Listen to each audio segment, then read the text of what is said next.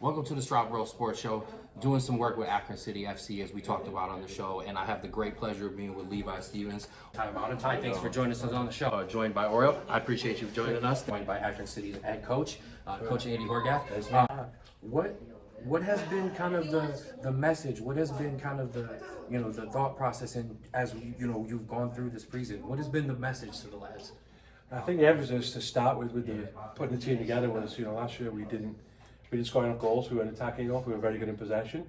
So I think the emphasis this year was bringing players in that we feel can finish the end product. And that's been the emphasis in training so far. High intensity, being good around the goal, and looking to be a very forward-thinking, aggressive, high press sort of team. What are some of the goals for the team in this year coming up, going into this third season? I think putting the results together this year, right? Hopefully we're fun to watch, during the week, but this year we really want to get the results so we can push for a playoff spot. I think that's what we lacked the last couple of years. I think since we're a pretty good group of players, I feel like the first couple of practices, I think we can go pretty far. So I think winning the conference is the main goal, pretty much. The goal, we're just talking to some of the supporters the other day, bringing in the big one, telling us the first thing we got to do, beat Cleveland. Yes. It's a big derby, big rivalry. Absolutely. So that's our first task, and after that, obviously go off, try to go 10-0, win the conference, and then make a little run at the end. The team we've put together, I think obviously this year I was able to add to my staff with Colin, Nesho, and Damien as well, and I think the four of us have just the work ethic that we've put in. I think it just feels like it's going to be a good year. And that comes out of us, right? As a coach, we've got to lead that. Of course. I'm glad the guys are feeling that way, but I think we can definitely have a great year. It's a team game, results. Personally, though, for you, what are some of the things you're looking for to kind of not just improve your game off the field, but maybe some of the numbers, milestones you're looking for this upcoming season? So for me, as a defender, pretty much just playing every game 90 minutes. I know there's a lot of D1 guys here.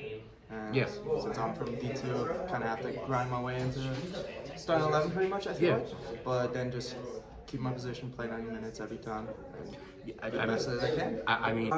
I'd probably say definitely get a goal, and I don't score often, so getting a goal would be pretty fun. Having a couple assists, maybe hopefully Stephon can score some goals for me. But I think those two are my personal goals this year for this season.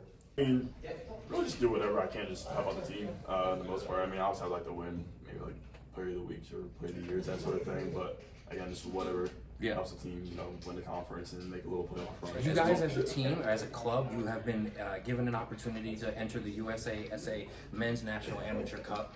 At being such a young club, I mean, you gotta have some pride in that you're being recognized and you're being given this opportunity, I should say, to kind of advance the club and show the rest of the state and the country, what you guys are about. Yeah, no, I think it's great. It's a great opportunity, right? I think one of the things which, as a coach and as a player thinking back to my playing days, those knockout games that, when it's done, it's done, right? You got to win that day. That's different to a league game, right? It gives you a little bit of a, something to push for that. You don't want to lose that knockout game, so I think that's a thing from my end what, looking forward to. It's being in a win and stay and losing go home scenario, right? Yeah, we're definitely excited. We're definitely excited for it.